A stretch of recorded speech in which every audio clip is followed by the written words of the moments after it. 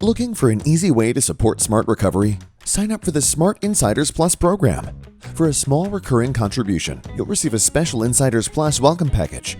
Be among the first to receive important news and engagement opportunities and see firsthand how your support is driving change in communities across the country. Learn more and sign up at smartrecovery.org/insiders. Join us as we help more people everywhere lead life beyond addiction.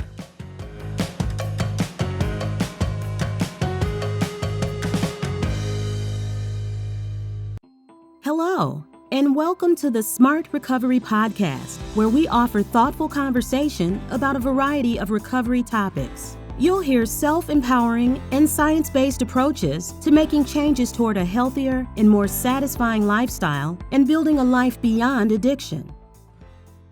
Welcome to the Smart Recovery Podcast. I'm your host, Luke Frazier. Today on the podcast, we're going to speak with Paul Tieger. He's the founder and CEO of Speed Reading People, LLC, principal of IConnect Health, and an internationally recognized expert in personality psychology.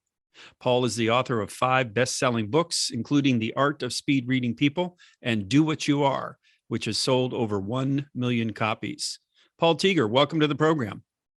Thanks so much, Luke. Looking forward to it. Absolutely. So let's start a little bit more with some of your personal and professional background. I know that you have conducted a lot of research. Can you talk a little bit about that and other professional background? Well, thank you. Yeah, I've been studying personality psychology for over 40 years. Been writing about it, thinking about it every day, speaking about it. And my interest is really about understanding who people are. That's what drives me, is understanding what makes people tick. So I have degrees in psychology and organizational behavior, but it's really my work in personality psychology that has informed my kind of view of the world. I was also a jury consultant for 25 years. My job was to help lawyers to understand how jurors might see a particular case, and I worked on a bunch of high-profile civil and criminal cases. Oh, wow, that's interesting. I've heard of that kind of position, job, pursuit, but have never met someone who is actually a jury consultant. Well, what was your before you get through or return to your background? What was the most intense or well-known case? Can you tell us? Sure, it's something that most of your listeners will probably be familiar with, which was the first physician-assisted suicide trial of Jack Kevorkian out in Michigan. Wow. It was many years ago. He was Jack was a very interesting guy, and I was part of a team that helped select jury in the first case, and in which he was acquitted, actually. Mm-hmm. Okay. Well, now if we could return to your what you were saying. Now that I've interrupted you, you're talking about different things you had done. Sure, and I've.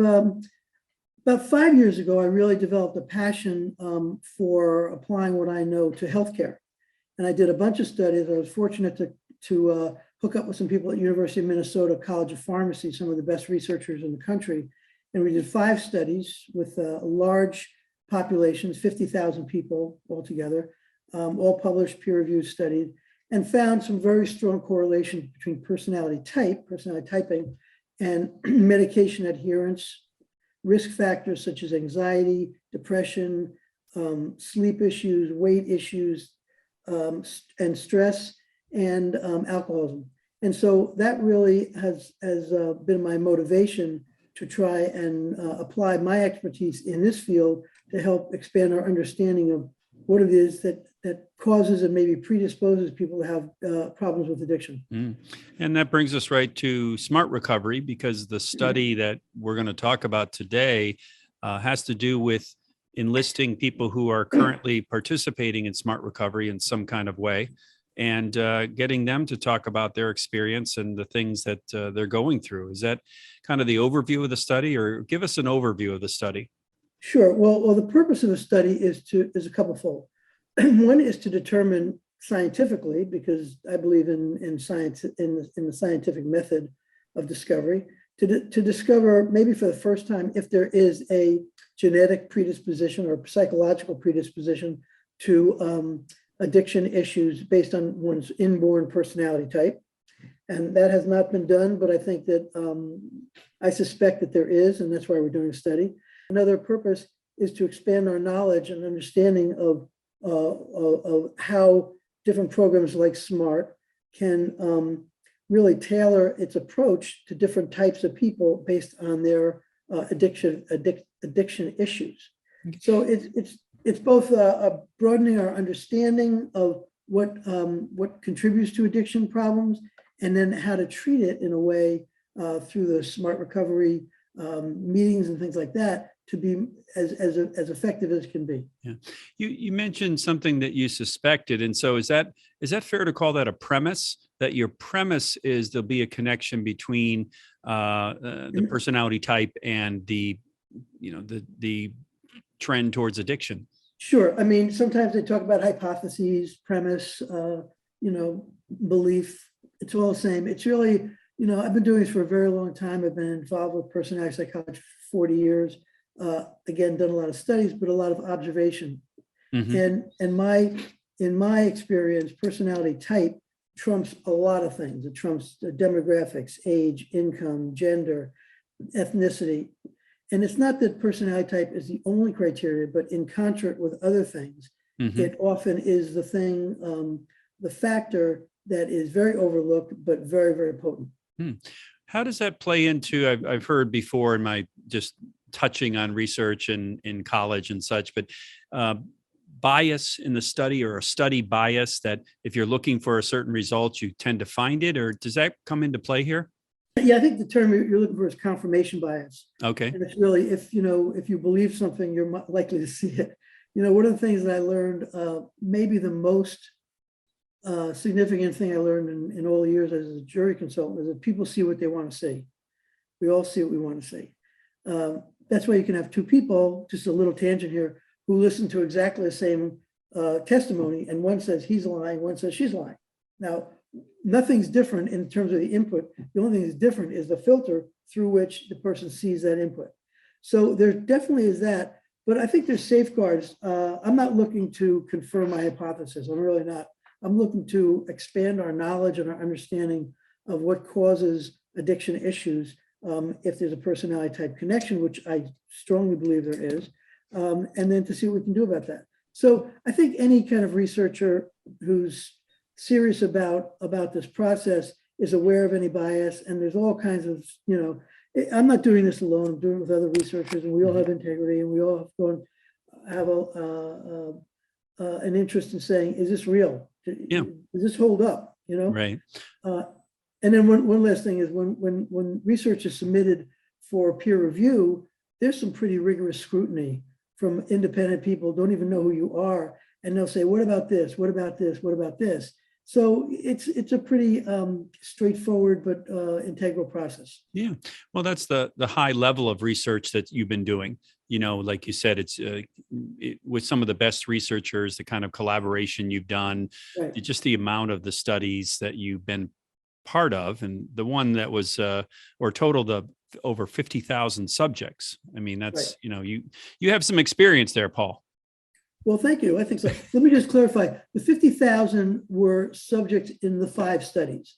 Okay, sure. The total. One had 16,700, several had 10,500, but they're all significant. I mean, the reality is that most of the research that happens in this country is done based on 100 kids who are privileged, that go to college and Psych 101 courses. Well, that's the majority of the studies that get written up, which to me are lacking in many, many ways. You can't really extrapolate from that population into the greater world, but that's the way the research game is played.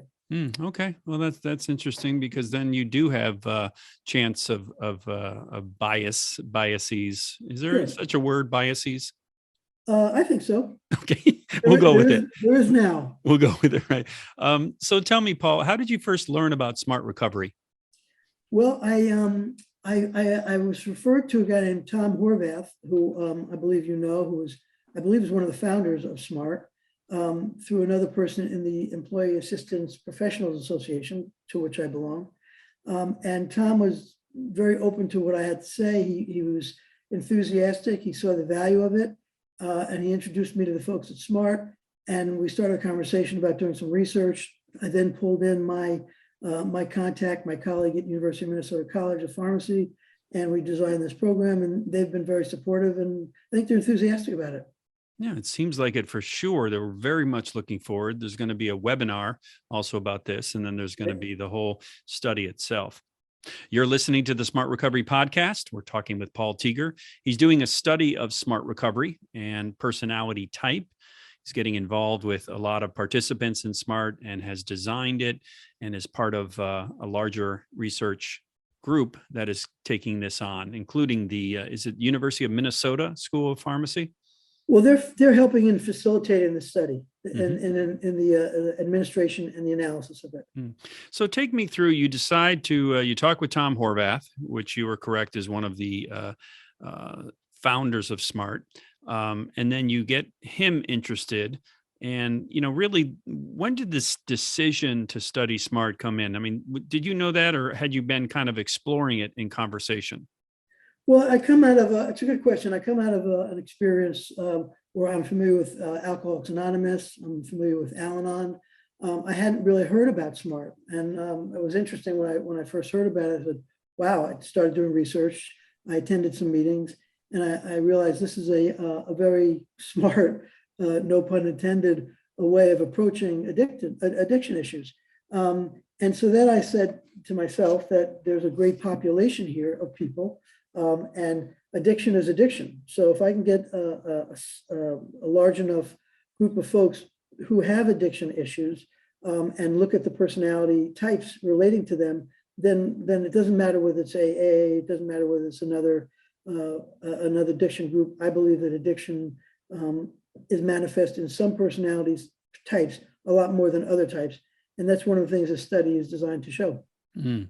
And you've mentioned alcoholism a couple times. Does this also apply if someone is availing themselves of smart recovery and is doing it because of a negative behavior or another kind of addiction besides alcohol or substance misuse? Does that still are they still going to take part? Sure, I believe so. Oh, yes, it'll definitely be part of the study because we'll ask about all those different issues. Mm-hmm. So people will be able to identify which of those are most relevant to them. And then our analysis will show these folks are more likely to have, alcohol addiction. These people are more likely to have substance abuse addictions, et cetera. But that'll all be covered in the study. Okay. And you mentioned questions about how do you come up with questions in studies like this? It's fascinating to me how researchers kind of break it down and decide on the questions and how many and what extent they'll go into. I mean, if you have a couple of examples of the questions that are going to be used in this study, and also how do you come up with them?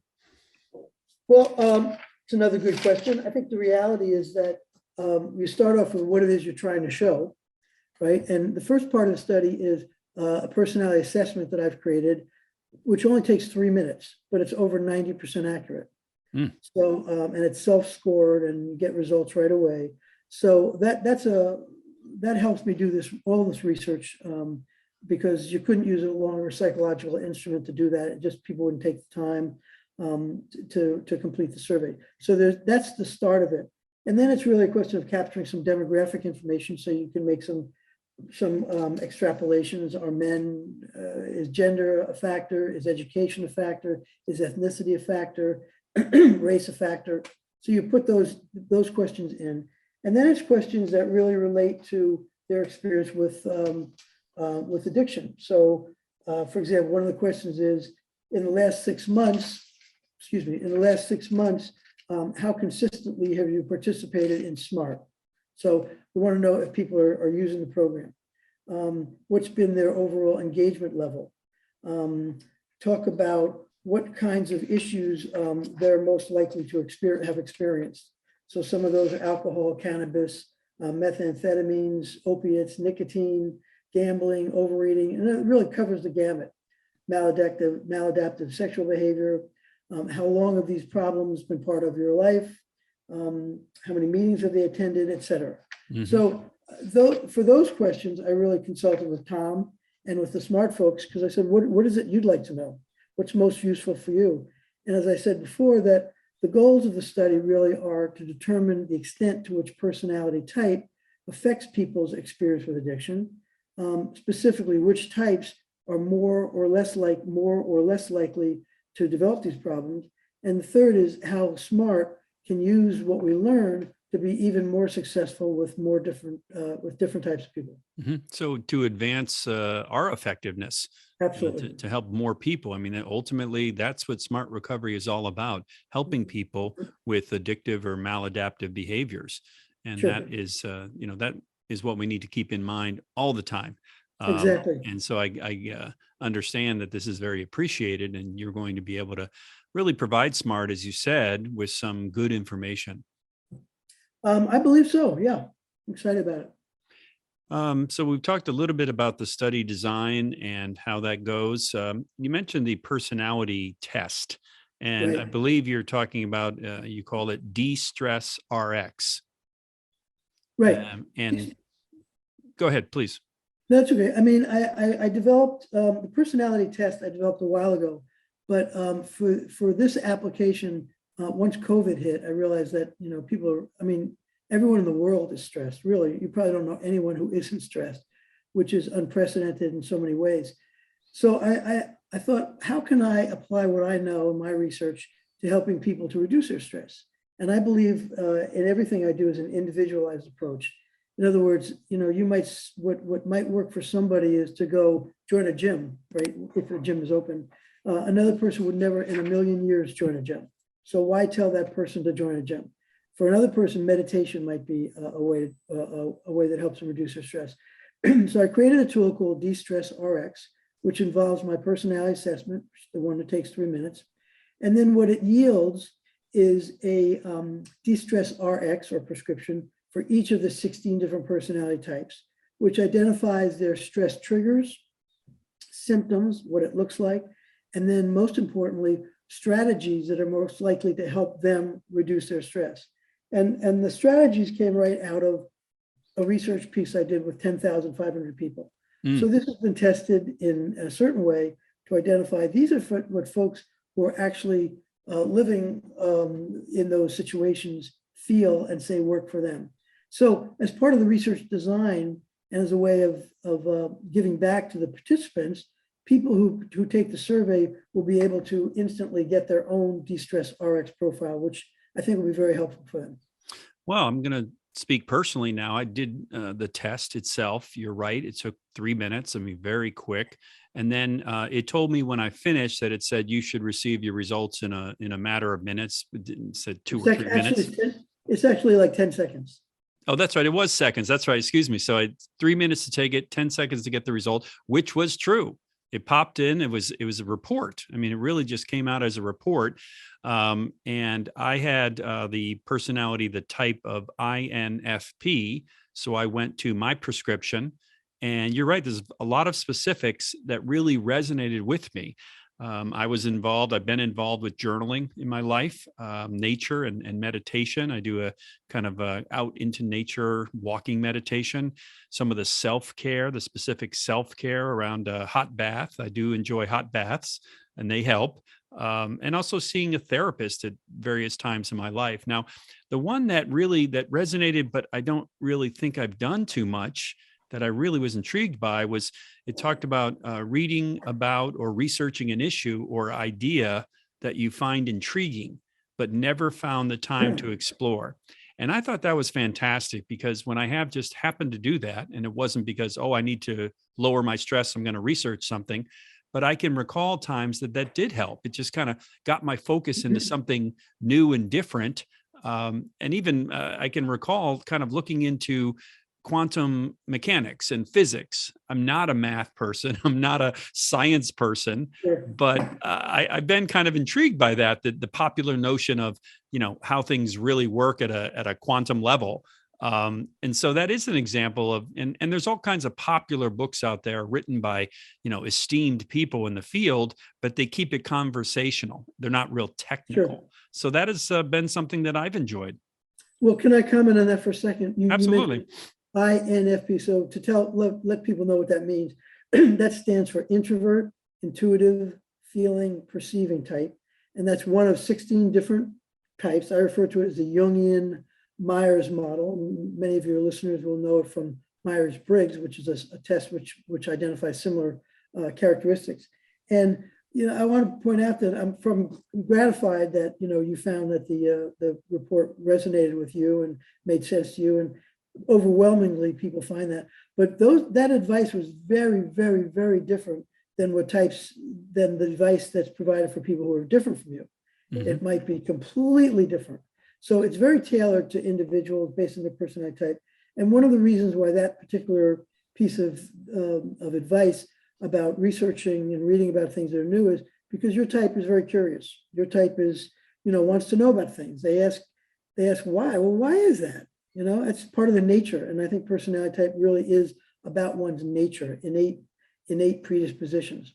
So again, another type might not have any curiosity or very little curiosity about learning new things. They like to do what they know. That's what they feel comforting, and that's what reduces their stress is doing things exactly the way they've always done them. Yeah. So it's interesting and again gratifying that you found the report to be right on. Well, you mentioned that there's a certain value to receiving that prescription, that de-stress RX. And it's true. I benefited from it. It gave me something to think about. The word introverted was interesting because I can be very extroverted. I can be the person in the crowd who gets a lot of energy from that crowd. So I think there's aspects of both, and perhaps I'm somewhere, in the middle of those things. But the I is definitely true for me, and it was a good value to look at. And that's where I think we can get into talking about how people can get involved with the study, but there's a benefit to them. Is that not true? Absolutely. And, it's not uncommon. First of all, nobody is exclusively an introvert or exclusively an extrovert, but they are primarily one or the other. So, there are some very social introverts and there's some very, reflective, quiet, even shy extroverts. But that doesn't mean that they are both. I mean, there are very few, in my experience over many, many, many years, very few people that really have equal, what we call access to both sides of their personality. It really comes down to one or the other. Now, as you grow and develop, you get better access, and a lot of people get better access to the other side. There's a person who could be a very extreme extrovert, just talks all the time, thinks out loud, very high energy, but they can still sit down and read a book, which is an introverted task. And there's some introverts who are very introverted, but when they need to, they can get up and talk in front of 200 people about a subject that's important to them. So it's not either or exclusively, but primarily. Okay, so that's not necessarily saying equal of both. You are one, but Yes. then you have access to. I like that, access to the other, Right. and that's again helpful. I think to me it was Sure. helpful to kind of consider, and I wonder, Paul, and you may have a view on this with the COVID era. You called it the COVID era stress. Would that be pushing a person into more, you said growing and developing, would that be pushing a person into more of one or the other or a different personality type? Well, it's a really interesting question. It's not so much that we don't change our personality types. Even events don't change. Even traumatic events like COVID don't change people's personality types, but it does influence them. I mean, for example, one of the reasons why this has been so stressful for extroverts is because they've been isolated. One of the reasons why it's been so stressful for introverts is because many of them have been forced to live with people 24 hours a day. In the past, they would get up, they'd go to work, they'd be out of the house, they'd come back, they'd spend a few hours with their kids. And now it's 24/7 for many people for 2 years. So you can imagine when circumstances push you outside of your natural comfort zone, and it's even more than a comfort zone, it's your natural way of operating in the world, it can be very stressful. That's fascinating to me because the same input, the COVID era, the restrictions we were under, depending on where you live and how long, what's your comfort level about masks and being in social settings and all of that, but can affect different people in much different ways. Very much so. Yeah. So you can find out more about that because you can participate in this study. As we kind of wrap up here, tell me how people can get involved with the study. Sure. Well, SMART will be reaching out in many ways. I believe they've got a newsletter. There's certainly the website. There's this webinar, which we're going to do on March 2nd, invite facilitators to that session. And I believe that it's really going to be the facilitators who have the relationships with the individual members that we That's hope to get. that's the meeting facilitators. Right, meeting facilitators, right. And we think they're going to get excited about this and want to share it with their members because obviously we're all in the business of trying to help people with their addiction issues. And I think they'll see this as a way of helping them do that. Yeah. So I think by broadcasting it widely and making sure people have an opportunity to learn about it and then can decide to take part. And, like we've been talking about, there's a great value to taking part with this de-stress RX. Right. And just being able to, feel that you're contributing to helping other people. I mean, it's something that will help other people with the study and some of the recommendations and the things that will advance SMART's work. Right. I honestly, sincerely believe that anyone who takes the de-stress RX assessment and gets their profile will have their eyes open and it won't only find it interesting, but really useful on a very practical level. They will leave with some things they can go, wow, I should try that, or I have tried that. That's what works for me. So I'm gratified about that. Yeah. And that's so consistent with SMART. We have practical tools for recovery and the kinds of things that you can use. I mean, worksheets and others that tools that you may not find in other recovery pathways. Right. Exactly. Anything else about the study, Paul, or something that you'd like to say concerning research in this field? Well, only that I'm really honored to have been chosen to be part of this, because I think that we can really advance our knowledge and we can help individuals. So, this is the kind of stuff that gets me up in the morning and frankly keeps me up at night. So when I find vehicles that are open to explore this kind of approach, it feeds my soul. It helps me to feel like my purpose is being fulfilled. So I'm just grateful for that. That's great, Paul. You've been listening to the Smart Recovery Podcast. That's Paul Teger. He's helping to organize and have a study about smart recovery and the kinds of things that people go through as participants and the ways that they look at their own recovery. And there's a lot of benefit to it as well, as we've been talking about. If you want more information about the study, you're going to hear it in a webinar on March 2nd. You can also look at the website, and especially for those who go to support group meetings, your meeting facilitators will have more information as well. Paul, thanks so much for being on the podcast. Thank you, Luke. It's been a pleasure. If you're looking for more podcasts, you can go to the Smart Recovery website. There's a link there for all of our podcasts.